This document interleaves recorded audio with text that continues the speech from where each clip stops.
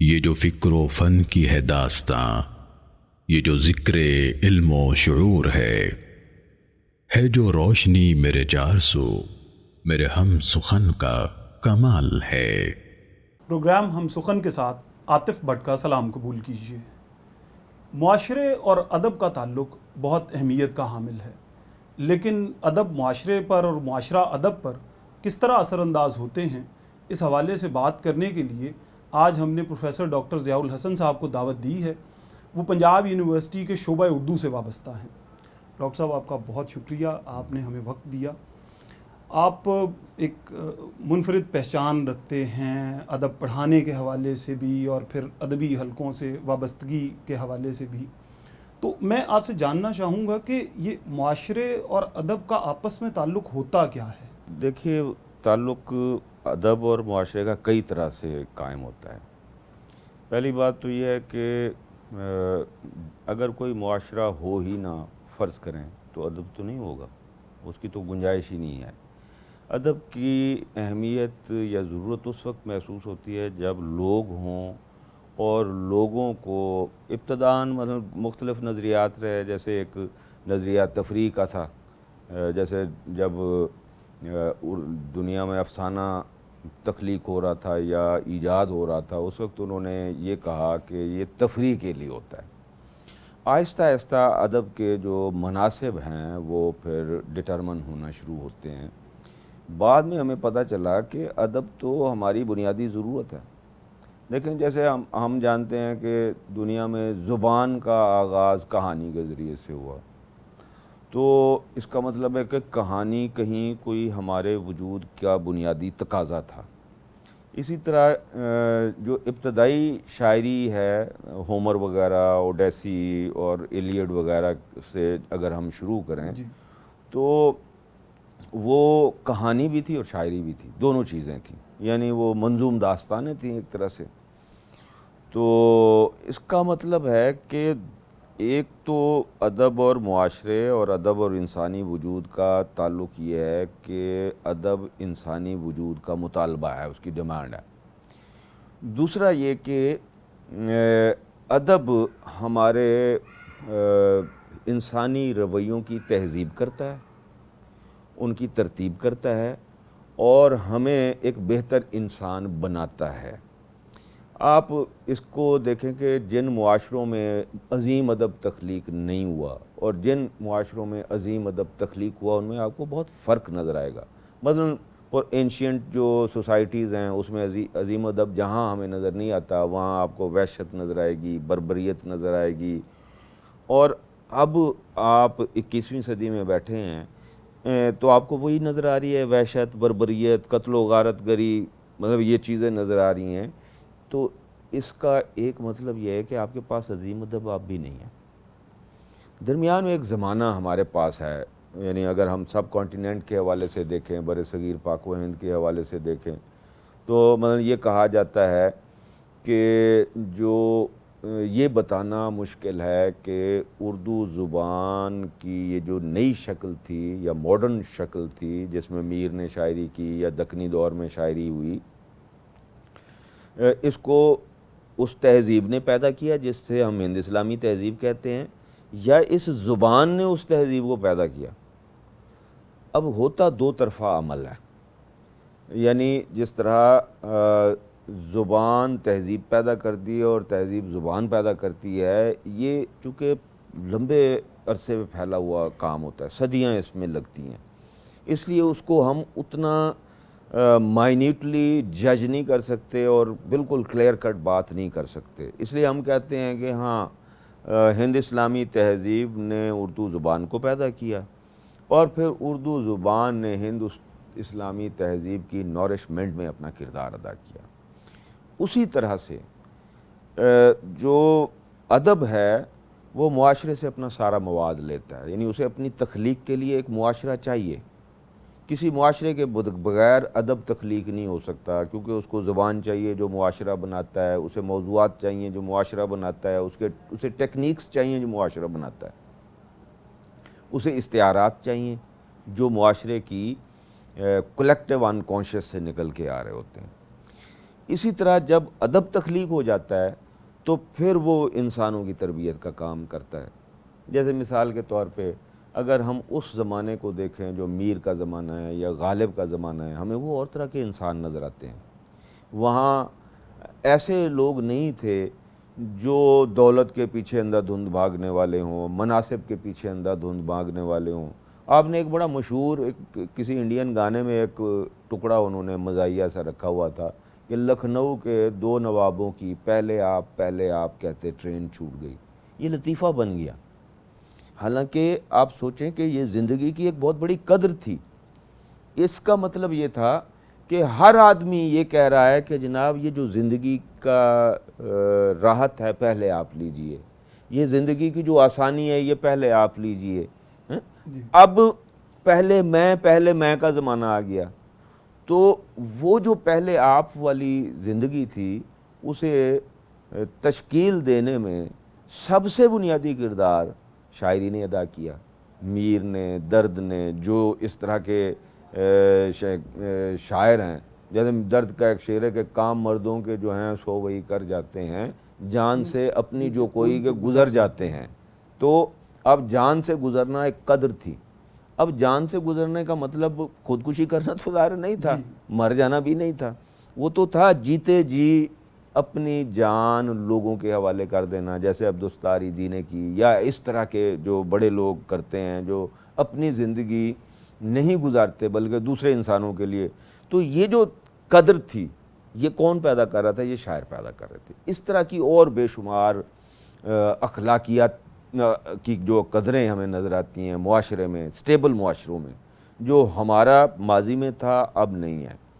جو ماضی میں شاید دنیا کے دوسرے خطوں میں بھی اسی طرح تھا. اور جب نئی دنیا بنی تو اس نئی دنیا کی نئے مطالبات تھے اور ایک نیا انسان وہ بنا رہی تھی.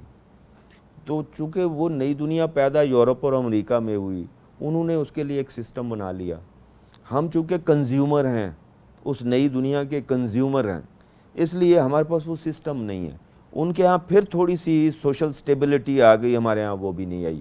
کیوں؟ کیونکہ نہ ہمارے پاس علم تھا, نہ ہمارے پاس وہ سسٹم تھا, نہ ہمارے پاس وہ انڈسٹری تھی, نہ ہمارے پاس وہ ڈالر تھا, اور ہمارے پاس جو ایک چیز تھی یعنی ادب اور شاعری وہ بھی نہیں رہی. اب یہ تو ہے کہ وہ آپ کو نظر آتا ہے ارد گرد آپ کو شاعر زیادہ نظر آ رہے ہوں گے, لیکن میں پھر یہی بات کروں گا کہ جو کایا کلپ انسانی وجود کی کرتی ہے وہ بڑا ادب ہے, تو وہ نہیں ہے ہمارے پاس اب.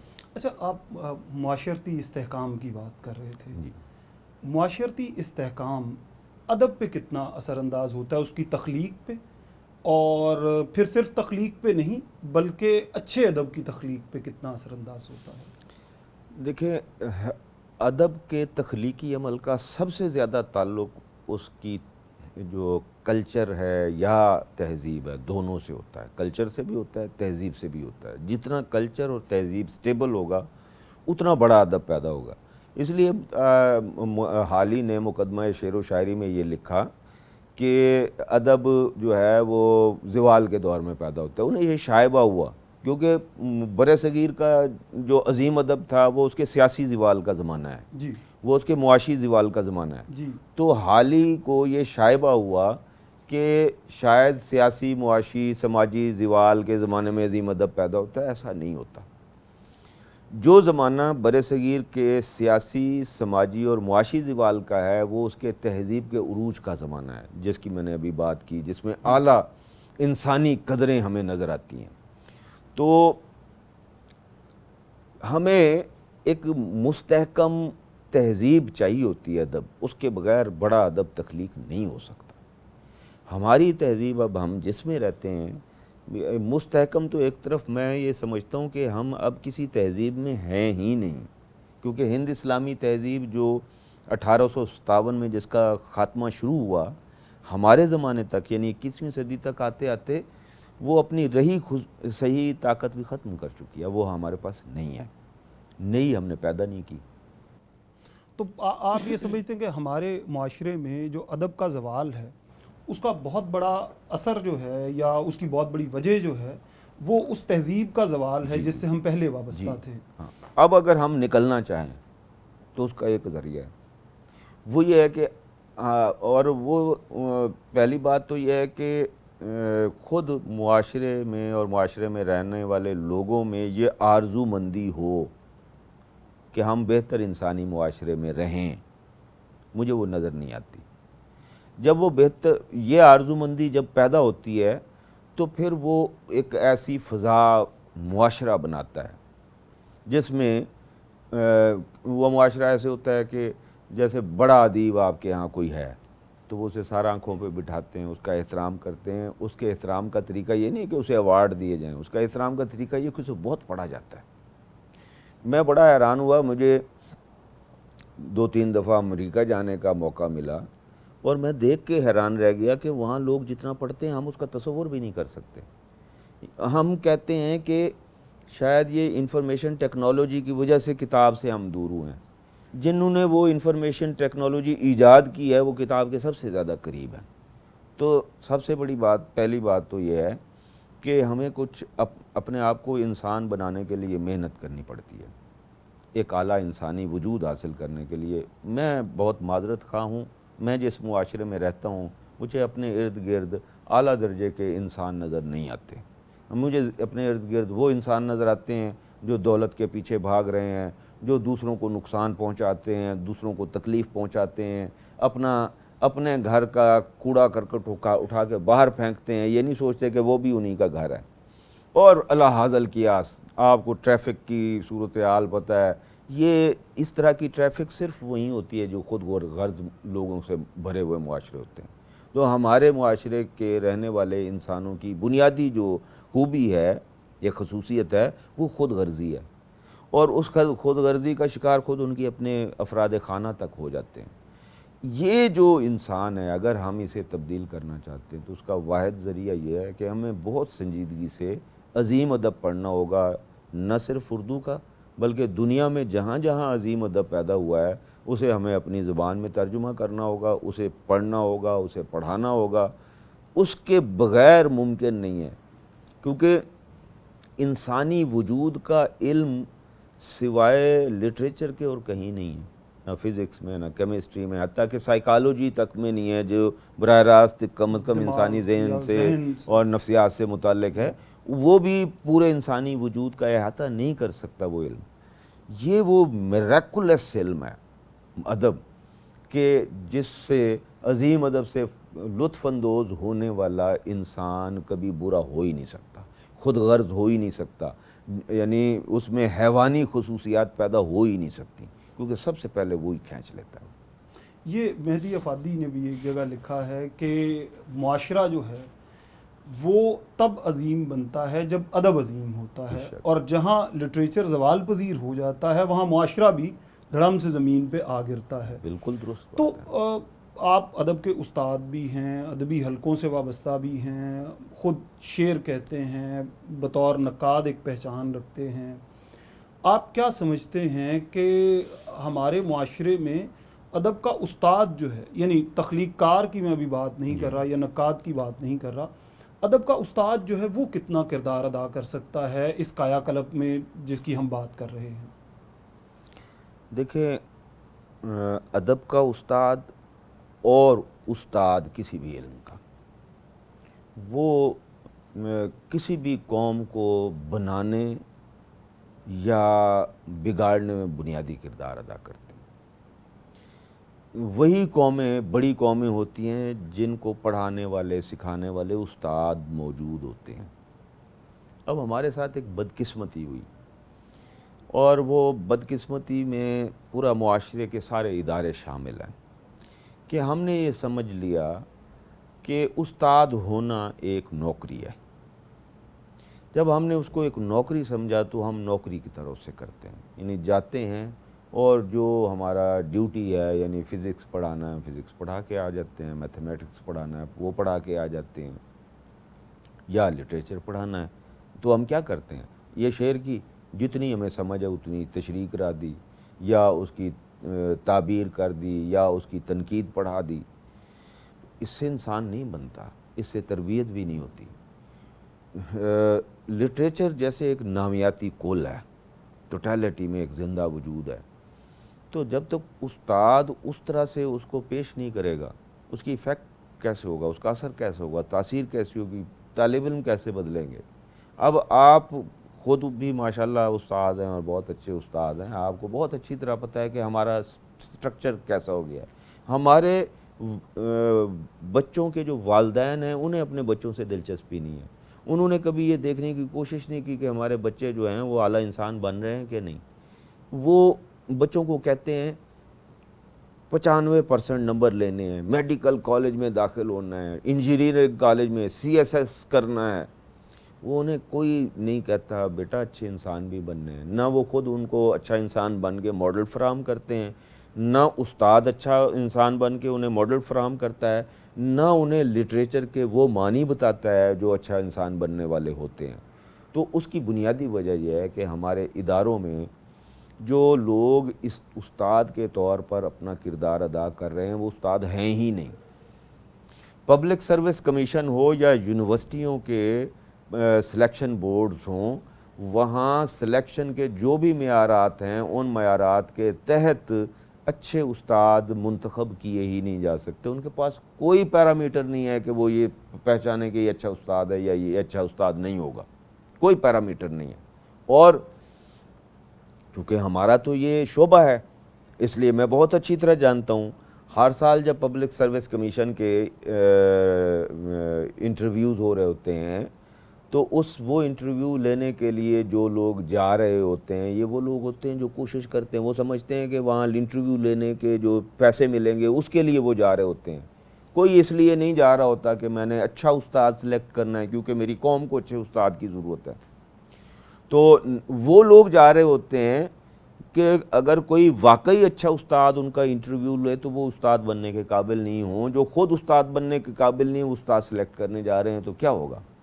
یونیورسٹیوں کا سسٹم تھوڑا سا مختلف ہے، وہاں ہر یونیورسٹی کا ہیڈ آف دی ڈپارٹمنٹ اور ڈین جس کو چاہتا ہے وہ آ جاتا ہے، چنانچہ نالائق ڈین اور نالائق ہیڈ ہمیشہ نالائق لوگوں کو بھرتی کرتے ہیں، جس کی وجہ سے یونیورسٹیاں نالائقوں سے بھری پڑی ہیں۔ تو جب یہ صورتحال ہوگی تو آپ کیسے قوم پیدا کریں گے؟ جناب آپ قوم پیدا نہیں کر سکتے۔ قوم آپ نے تو پچھلے 75 سالوں میں قوم جو تھی اسے ہجوم میں بدلا ہے۔ یہ قوم 1947 میں قوم تھی، یہ پہلے مارشاء اللہ سے پہلے بھی قوم تھی، اس کے بعد یہ مسلسل ہجوم میں بدلتی گئی ہے۔ اب یہ بلوا کرنے والوں کا ایک ہجوم ہے جو 20 50 100 200 اکٹھے ہوتے ہیں، توڑ پھوڑ کرتے ہیں، ATM مشینیں لوٹتے ہیں اور گھر چلے جاتے ہیں۔ یہ والے انسان اس لیے پیدا ہوئے ہیں کہ آپ کے پاس استاد نہیں ہیں۔ استاد لازم ہے کسی قوم کو عظیم قوم بنانے کے لیے۔ سر یہ بہت اچھی بات ہے کہ استاد جو ہے اس کا کردار بنیادی ہے، اور اس کا وہ جو اساسی نوعیت کا کردار ہے جب تک وہ ادا نہیں کیا جائے گا تب تک معاشرہ جو ہے صحیح شکل میں کتنا بڑا ہے کہ ہم اپنے نبی پاک صلی اللہ علیہ وسلم کو معلم انسانیت کہتے ہیں نا۔ جی معلم کو اتنا بڑا مقام تو ہوگا کہ پیغمبر نے بھی پسند کیا اپنے لیے۔ جی بالکل بالکل۔ سر یہ ہماری گفتگو جاری رہے گی، ایک وقفے کا وقت ہے۔ ناظرین، پروفیسر ڈاکٹر ضیاء الحسن سے ہماری گفتگو جاری ہے، ایک وقفے کے بعد ملتے ہیں۔ یہ جو فکر و فن کی ہے داستاں، یہ جو ذکر علم و شعور ہے جو روشنی میرے جار سو، میرے ہم سخن کا کمال ہے۔ وقفے کے بعد ایک بار پھر سے خوش آمدید۔ ادب اور معاشرے کے تعلق پر پروفیسر ڈاکٹر ضیاء الحسن سے ہماری گفتگو جاری ہے۔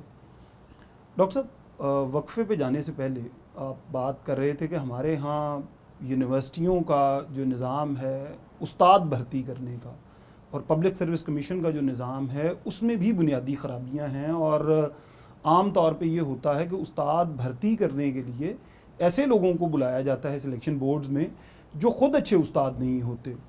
اور یہاں مجھے وہ بات یاد آ رہی ہے، کسی نے لکھا تھا کہ if you hire A class people they will hire A class people, if you hire B class people they will hire C class people۔ وہ اپنے برابر کے بھی نہیں کریں گے بلکہ اس سے نچلے درجے کے لوگوں کو لے کے آئیں گے۔ اچھا، یہ تو استادوں کی حد تک بات ہوئی۔ ہم جو معاشرے اور ادب کے تعلق پر بات کر رہے تھے اس میں ظاہر ہے ایک بڑا حصہ اس بات کا بھی ہے کہ ادب تک کتنے لوگوں کی رسائی ممکن ہو سکتی ہے. اس رسائی کو ممکن بنانے کے لیے صوبائی حکومت نے، وفاقی حکومت نے اور کہیں کہیں ضلعی حکومتوں نے بھی ایسے ادارے قائم کر رکھے ہیں جو ادبی کتابیں چھاپتے ہیں. تو آپ کا کیا خیال ہے کہ اس سے لوگوں پہ یعنی معاشرے پہ کوئی اثر پڑتا ہے یا نہیں پڑتا؟ دیکھیے، اب جس وقت ہم یہ گفتگو کر رہے ہیں، کسی بھی ادارے میں کتاب کی تعداد ہوتی ہے چھپنے کی 500، چاہے وہ سرکاری ادارہ ہے چاہے وہ پرائیویٹ ادارہ ہے. جی. میں ادب کا طالب علم ہوں، میں بہت اچھی طرح جانتا ہوں کہ ایک زمانہ تھا جب ادبی رسائل جو اب کوئی نہیں خریدتا وہ بھی 20-20 ہزار کی تعداد میں چھپتے تھے اور لوگ خریدتے تھے. وہاں سے اتنی آمدنی ہوتی تھی ادبی رسالے کے مدیر کو کہ وہ رائٹرز کو رائلٹی دیتا تھا.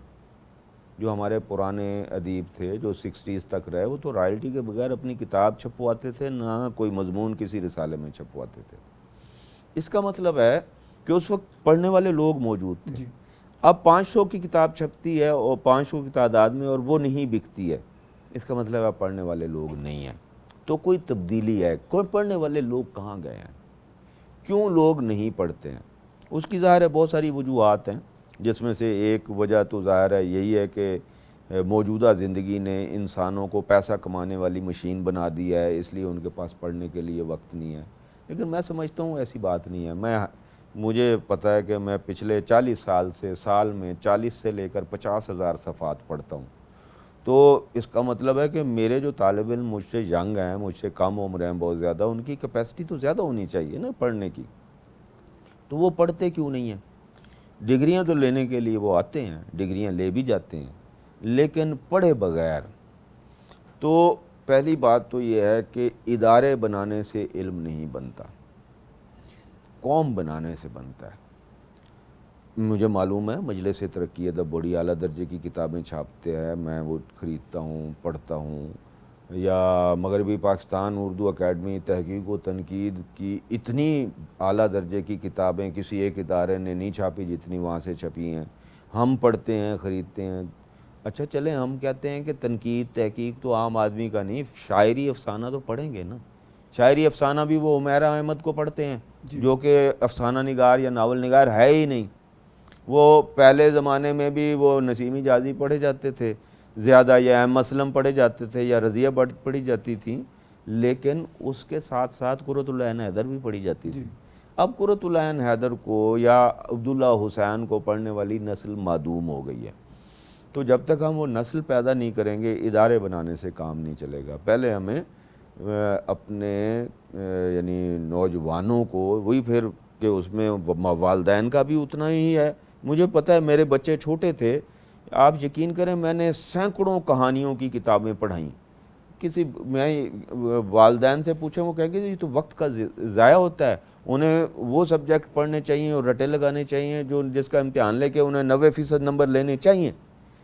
یہ کیا مینٹیلٹی پیدا ہوئی ہے؟ یہ تاجرانہ مینٹیلٹی ہے.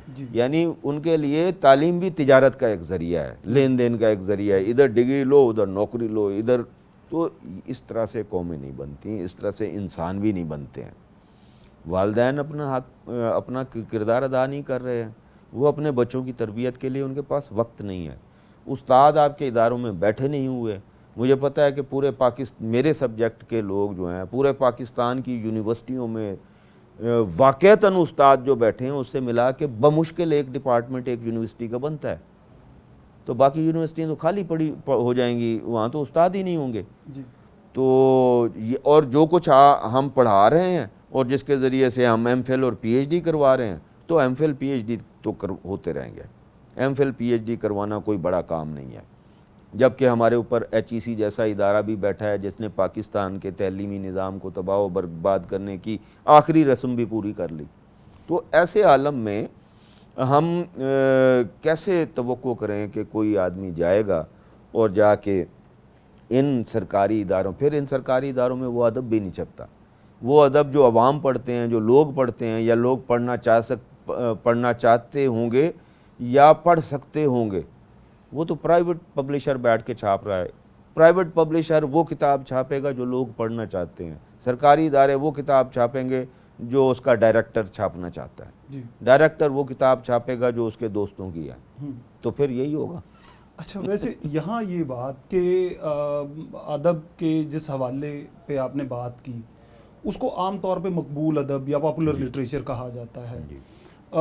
ایک کلاسیکل لٹریچر ہے اور ایک پاپولر لٹریچر ہے. تو ان دونوں میں جو تمیز یا تفریق ہے اس کو آپ کیسے بیان کریں گے؟ دیکھیں، پہلی بات تو یہ ہے کہ جو پاپولر ادب ہے اسے دوسری بار نہیں پڑھ سکتے. یہ عسکری صاحب نے بتایا تھا، میں نہیں بتا رہا، کہ اس ٹائپ کا ادب جو یعنی لغو ادب ہے یا کم تر درجے کا ادب ہے اس کو دوسری بار نہیں پڑھا جا سکتا. عظیم ادب کو 1 کروڑ بار پڑھا جا سکتا ہے. آپ جب پڑھیں گے اس کے نئے معنی آپ کو سمجھ آئیں گے. جو پرانا یعنی جو پاپولر لٹریچر ہے اس کو جب ہم پڑھیں گے تو پہلی بار جو مطلب سمجھ آیا تھا دوسری بار اس سے بھی وہ نیچے چلا جائے گا، تیسری بار اس سے بھی نیچے چلے جائے گا. یہ بھی اس کے لیے جو محنت کوشش کر کے زبردستی اسے پڑھے گا، ورنہ دوسری بار اسے کوئی نہیں پڑھنا چاہتا. تو پہلی تو اس کی نشانی یہ ہے کہ اس کو، اور دوسری نشانی اس کی یہ ہے کہ وہ کایا کلپ کرتا ہے. جی.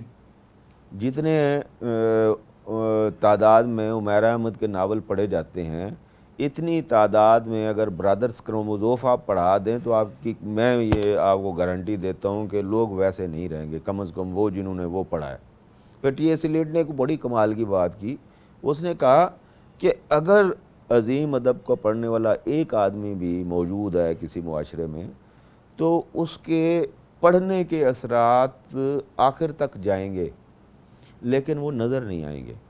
جیسے ہم کسی جھیل میں کنکر پھینکیں تو لہریں جہاں کنکر یا پتھر گرے گا وہاں نظر آئیں گی، لیکن جتنی دور ہوتی جائیں گی اتنی وہ نظر سے اوجھل ہوتی جائیں گی. ایک وقت آئے گا نظر ہی نہیں آئیں گی. لیکن اگر فرض کریں کہ ایک معاشرے میں، جیسے کہ ہمارے کلاسیکی دور میں یہ تھا کہ اعلیٰ ادب پڑھنے والے سارے لوگ تھے، اگر ہمارا معاشرہ بھی اعلیٰ ادب پڑھنے والا ہو جائے تو یہ ممکن ہی نہیں ہے.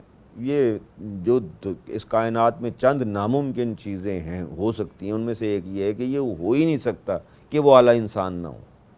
اعلیٰ ادب پڑھنے والا اعلیٰ انسان نہ ہو، یہ نہیں ہو سکتا. اسے بننا پڑ جاتا ہے. اس کی وجہ یہ کہ وہ شعوری کام نہیں ہے.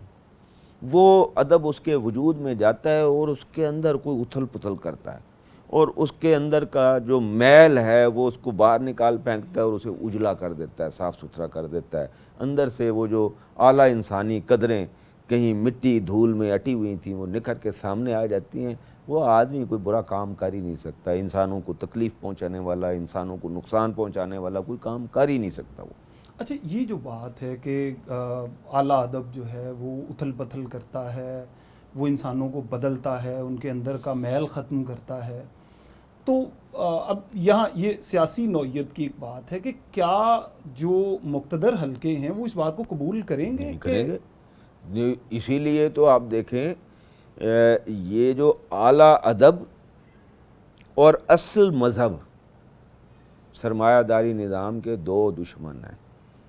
سرمایہ داری نظام نے ان کی ریپلیس کر دیا. انہوں نے جعلی مذہب اصل مذہب پہ بٹھا دیا. کیسے بٹھایا؟ انہیں پیسہ دیا، انہیں فیسیلیٹیٹ کیا، ان کے تنظیمیں بنوائیں، اور اسی طرح جو 2 نمبر ادیب ہیں انہیں انعامات دلوائے، انہیں ہائی لائٹ کیا، انہیں چینلز پہ لائے، انہیں بڑے بڑے اخبارات اور رسائل میں جگہ دی، ان کی خوب تکریم کی. تو ہر آدمی نے سوچا 2 نمبر ہونا تو اچھی بات ہے، اس سے بڑی تکریم ہوتی ہے. تو لوگ یعنی خود رائٹرز نے بھی اعلیٰ ادب تخلیق کرنے کی خواہش مر گئی اس معاشرے میں. تو وہی ہے کہ اب آپ کے ارد گرد شاعری ٹنوں کے حساب سے ہو رہی ہے، شعر نہیں ہے اس میں کہیں کوئی، تاثیر نہیں ہے اس میں کوئی، وہ آپ کی کایا کلپ نہیں کرتی، آپ کو انسان نہیں بناتی. خالی صرف ایک میر کو آپ 10 سال تک اس قوم کو پڑھائیں، 10 سال بعد یہ قوم یعنی ویسی ہو جائے گی جیسے یعنی نبی اکرم صلی اللہ علیہ وسلم چاہتے تھے ویسی قوم ہو جائے گی، کیونکہ یہ سب لوگ میر کی شاعری میں جتنے استعارے ہیں سیرت پاک سے آئے ہوئے ہیں۔ اچھا، یعنی آپ کے کہنے کا مطلب یہ ہے کہ ہماری روح کے جو تقاضے ہیں، جو اچھا ادب ہے، جو بڑا ادب ہے، وہ ان کے ساتھ جا کے جڑ جاتا ہے، اور پھر وہ آپ کے اندر جو مادی جذبات ہیں یا صرف دنیا کے پیچھے بھاگنا ہے اس کو پیچھے کر دیتا ہے اور آپ کی روح کو آگے لاتا ہے، اور اثر انداز بھی آپ کی روح پہ ہوتا ہے، اور پھر وہ آپ کے اندر سے ایک ایسے انسان کو باہر نکالتا ہے جو واقعی انسانیت کی معراج پہ پہنچنا چاہتا ہے۔ بالکل۔ تو آپ کیا سمجھتے ہیں کہ آج کے معاشرے میں اب جب کہ ہر طرف ایک انتشار ہے یا ایک سنسنی سی پھیلی ہوئی ہے اور لوگ نفسا نفسی کے عالم میں ہیں، کیا یہ ممکن ہے کہ ہم نئے سرے سے یہ کام شروع کر کے قوم بنا سکیں؟ دیکھیں، انسان کو انسان بنانے والا اور ہجوم کو قوم بنانے والا کسی وقت بھی ہو سکتا ہے، لیکن اس کے لیے اس کا آغاز ہوتا ہے، کچھ درد مند لوگ چاہیے ہوتے ہیں، ایسے درد مند لوگ جن میں اتنی صلاحیت ہو کہ لوگوں کو اٹریکٹ کر سکیں، لوگوں کے اب ہمارے لوگ جن کے پیچھے اٹریکٹ ہوتے ہیں انہیں ہمیشہ تباہ و برباد کیا ہے، پولیٹیشنز کے پیچھے ہی گئے ہیں نا۔ جی۔ تو اب یہ قوم خود بننا چاہتی ہے، بہتر انسانی معاشرے میں تبدیل ہونا چاہتی ہے، یا کچھ درد مند لوگ ایسے ہیں اس معاشرے میں جو کہ نظر نہیں آتے، اور اگر کہیں ہیں تو انہیں اکٹھا ہونا چاہیے کسی جگہ، انہیں ایک موومنٹ بنانی چاہیے، انہیں ایسے ادارے بنانے چاہیے جہاں استاد پڑھانے والے ہوں، وہ فرق نظر آ جائے گا۔ اگر بیکن ہاؤس کا فرق نظر آ جاتا ہے، اگر ایل جی ایس کا فرق نظر آ جاتا ہے، تو اعلیٰ یعنی درجے کی تعلیم جو انسان کو انسان بنانے کے لیے دی جائے گی وہ نظر نہیں آئے گی۔ بالکل۔ تو یہ جو آپ کہتے ہیں کہ اعلیٰ درجے کی تعلیم جو ہے اس کا فرق نظر آئے گا، یہ تو ایک حقیقت ہے، لیکن کیا آپ یہ دیکھتے ہیں کہ ہمارے معاشرے میں یہ پوٹینشیل ہے کہ اس طرح کا جو ہے جو اس طرح کے لوگ ہیں وہ ایک جگہ اکٹھے ہو پائیں گے؟ دیکھیں، میں تو بہت معافی چاہتا ہوں، مجھے تو نظر نہیں آتا، کہیں کوئی ہوتا تو میں اس کی خدمت کے لیے جا چکا ہوتا اس کے پاس، ایسا کوئی مجھے نظر نہیں آیا اپنی زندگی میں۔ میں اب ریٹائرمنٹ کے قریب بیٹھا ہوا آدمی ہوں، اب بھی میری جتنی باقی زندگی ہے میں بھی میرے اندر لیڈرشپ کی صلاحیت نہیں ہے، میں ایسا ہو نہیں سکتا، ہو سکتا تو میں ضرور ہوتا، لیکن اگر کہیں ایسا معاشرہ بنانے والا کوئی مجھے نظر آئے تو میں اس کے ورکر کے طور پہ کام کرنے کے لیے ضرور جاتا اور ضرور جاؤں گا اگر کبھی مجھے نظر آئے، لیکن مجھے اندھیرا نظر آتا ہے، اس لیے کہ اب ہم مادی مفادات کے حصول کی تڑپ اتنی زیادہ ہمارے اندر پیدا ہو گئی ہے کہ اب ہم اچھا برا نہیں۔ مجھے یاد ہے 80 کی دہائی میں نے شعور کی آنکھ کھولی، اس زمانے میں رشوت اور سفارش برے سمجھے جاتے تھے، اب وہ آپ کی روزمرہ زندگی کا حصہ ہے، انہیں قبول کر لیا گیا ہے، انہیں معاشرے کے لازمی اجزاء میں شامل ہے، نیچے سے لے کر اوپر تک آخری آدمی تک سارے اسی میں ملوث ہیں۔ تو میں تو یہ دیکھتا ہوں کہ 1977 میں پاکستان میں جو دوسرا مارشل لا لگا، اس کے بعد پاکستانی معاشرہ یوں گیا ہے اور اتنی تیزی سے گیا ہے، میں تو اسے سلو موشن میں جاتا ہوا دیکھا ہے، ایک ایک کر کے گرتے ہوئے دیکھا ہے۔ تو اپنی حد تک ایک استاد ایک کلاس یا 2 یا 4 کلاسیں پڑھاتے ہوئے جتنا کنٹریبیوٹ کر سکتا ہے، اس سے زیادہ میرا کوئی کنٹریبیوشن نہیں ہے۔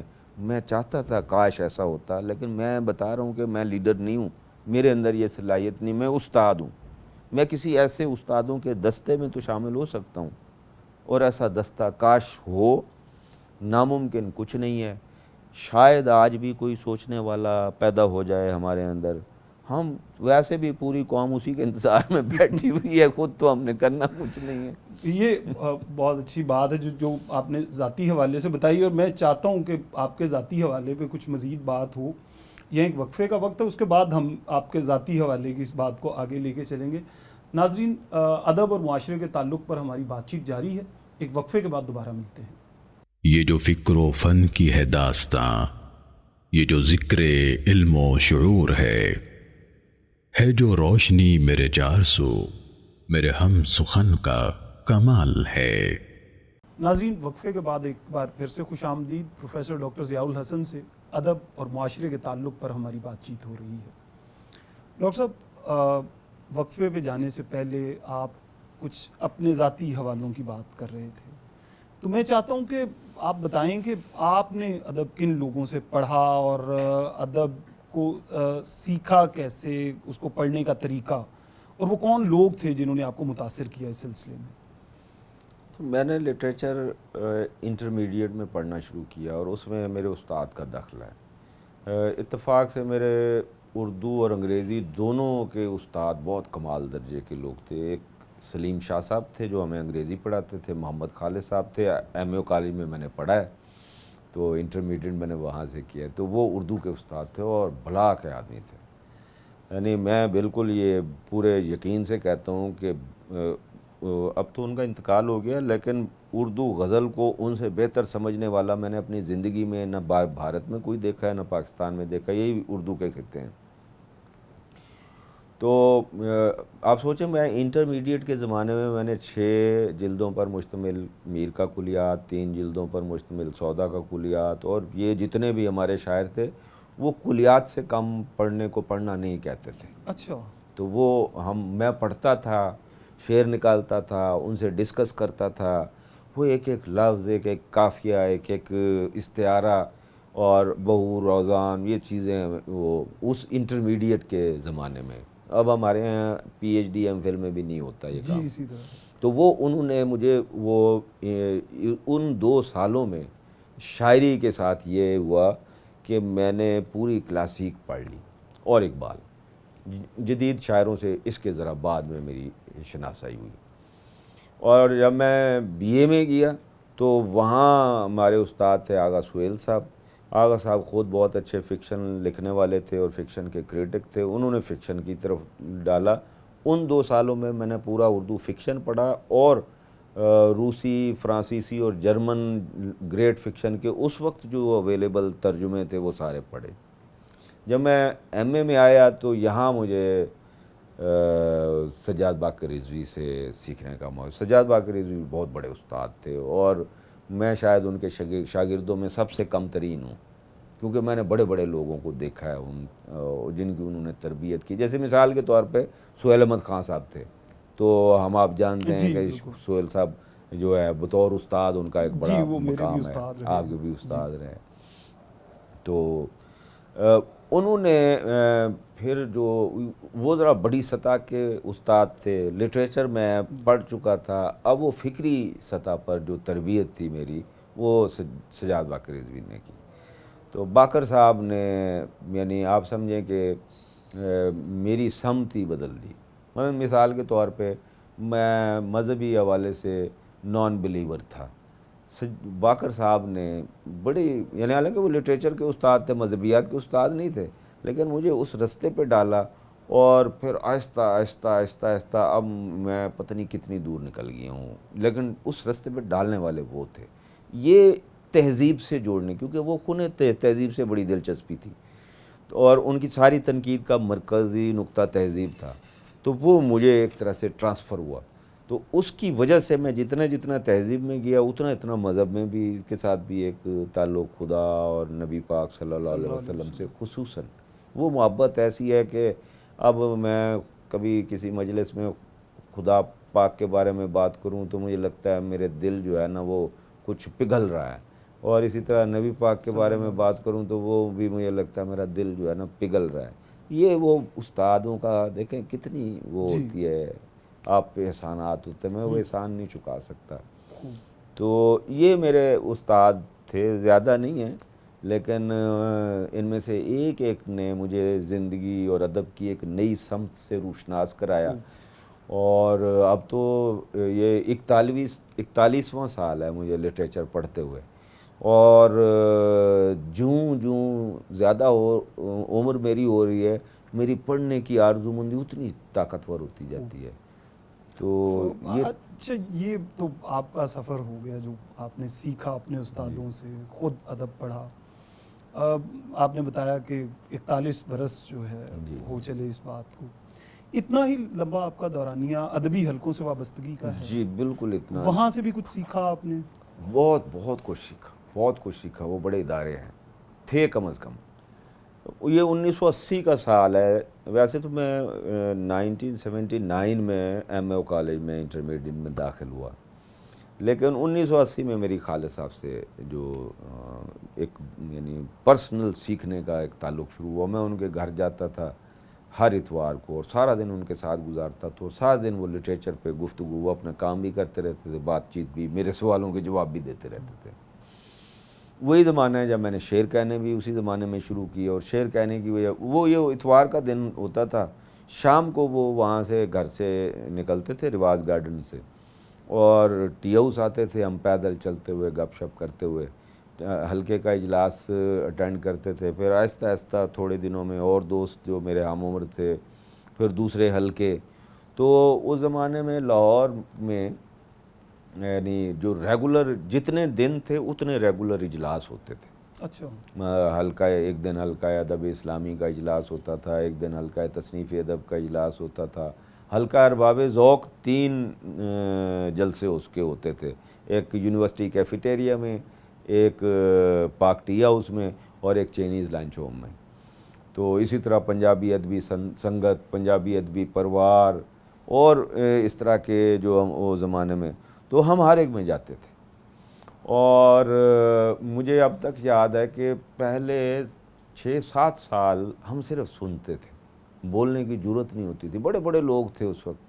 وہ جتنا میں کہوں جیلانی کامران، مظفر علی سید، انتظار حسین، سہیل احمد خان، شاہد حمید صاحب اور پتہ نہیں کیا کیا، اور نوجوانوں میں سراج منیر اور اس طرح سعادت سعید اور سراج منیر اور محمد خالد اور غلام حسین، یہ نوجوان تھے اس وقت. اچھا. تو یہ لوگ بولتے تھے، ہم سنتے تھے. اچھا، میں اس سے پہلے کہ آپ کی شاعری کی طرف آؤں، کیونکہ آپ نے حوالہ دیا کہ آپ غزل کہتے ہیں، میں چاہوں گا کہ اب جو صورتحال ہے ان ادبی حلقوں کی، اس کے حوالے سے اگر آپ کچھ بتائیں. دیکھیں، میں ایک بات سمجھاؤں بہت اچھی طرح کہ ہمارا جو مجموعی قومی زوال ہے وہ ہر شعبے میں ہے. کیا ادب، کیا تعلیم، کیا سیاست، کیا سماج، کیا معاش. ہم ایسے گئے ہیں 47 سے، کم از کم 77 سے آنورڈ تو مجھے خود میں نے دیکھا ہے. تو اس لیے اب بھی وہ حلقے ہیں اور کچھ نہ کچھ کردار ادا بھی کر رہے ہیں، لیکن بہرحال وہ نہیں ہے. وہ تو بالکل یعنی ہماری جو انڈرسٹینڈنگ تھی لٹریچر کی. عمل میں آپ کو ایک بات بتاؤں کہ میں نے آج تک کوئی مضمون، میں نے بہت مضمون پڑھے ہیں حلقے میں، کوئی مضمون بھی ایسا نہیں ہے جسے میں نے ریوائز نہ کیا حلقے میں پڑھنے کے بعد. یعنی اتنی آراء مجھے مل جاتی تھیں کہ اس کی روشنی میں مجھے وہ مضمون دوبارہ لکھنا پڑتا تھا کہ وہ خامیاں کمیاں جو رہ جاتی ہیں وہ وہاں سے.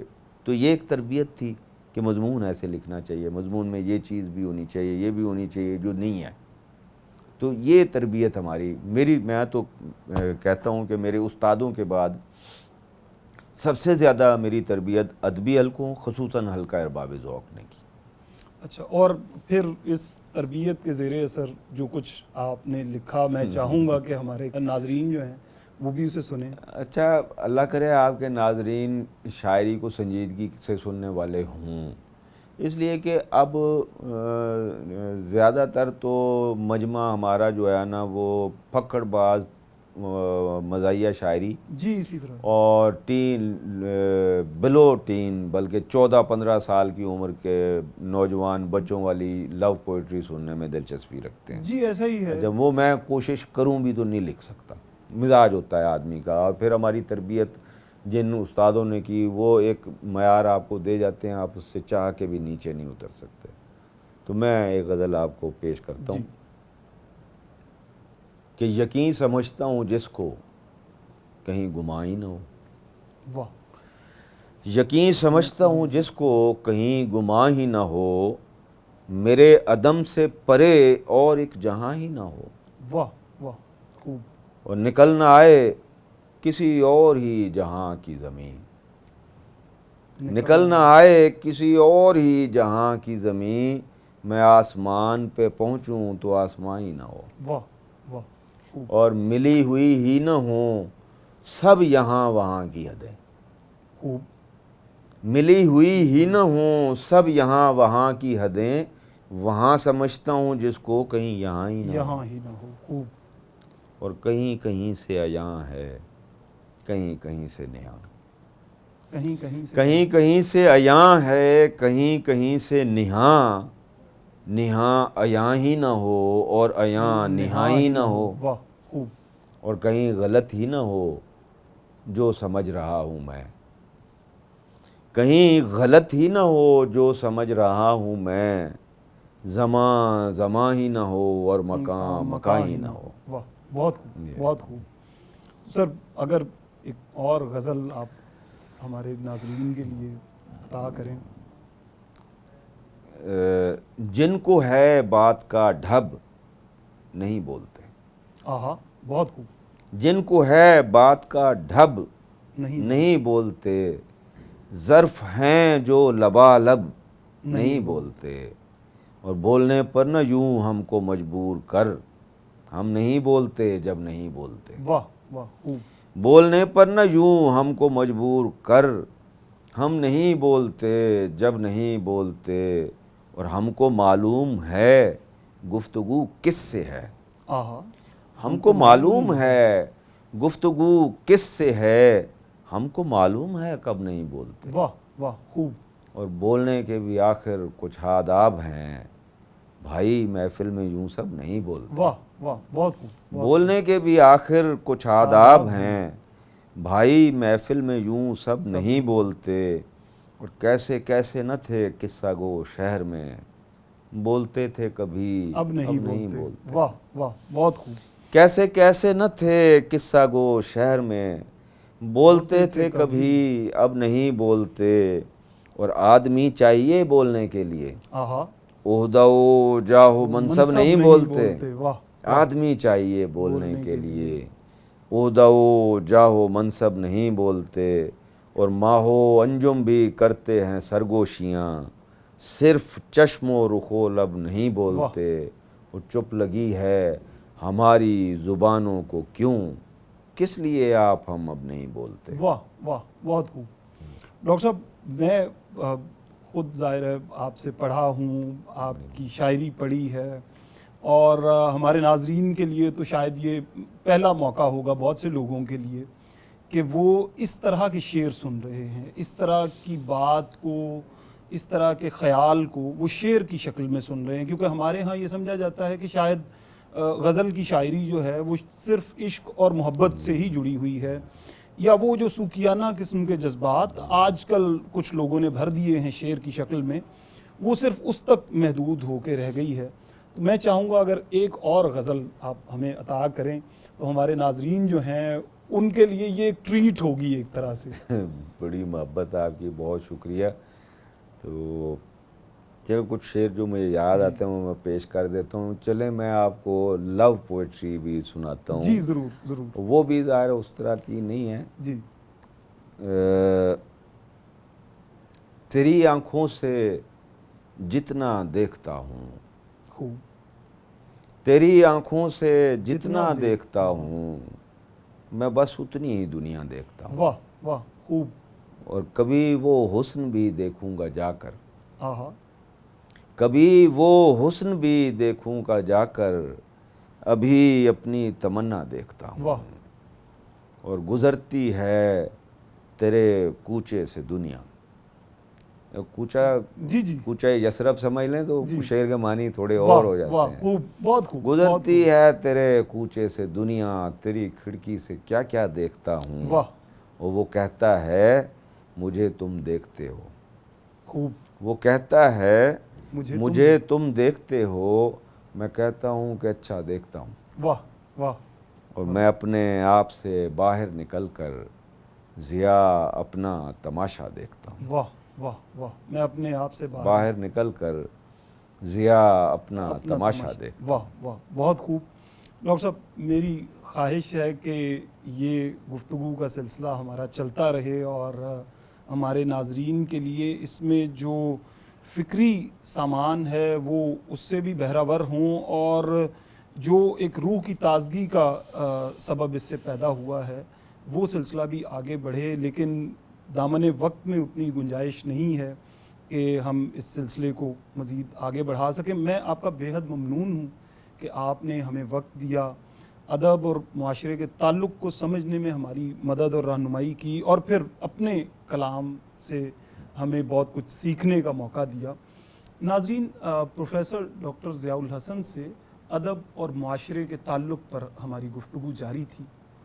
ڈاکٹر صاحب نے نہ صرف یہ کہ ادب کے زوال پر بات کی، بلکہ معاشرے پر اس کے جو اثرات ہوئے ان کو بھی ہمارے سامنے رکھا، اور ساتھ ہی ساتھ یہ بھی بتایا کہ استاد اور ادیب معاشرے کو زوال سے نکال کر عروج کی طرف لے جانے کے لیے کیا کردار ادا کرتے ہیں اور کس طرح وہ کردار ادا کیا جاتا ہے۔ اس کے ساتھ ہی اپنے میزبان عاطف بٹ کو اجازت دیجیے۔ اللہ نگہبان۔ یہ جو فکر و فن کی ہے داستاں، یہ جو ذکر علم و شعور ہے جو روشنی میرے جار سو، میرے ہم سخن کا کمال ہے۔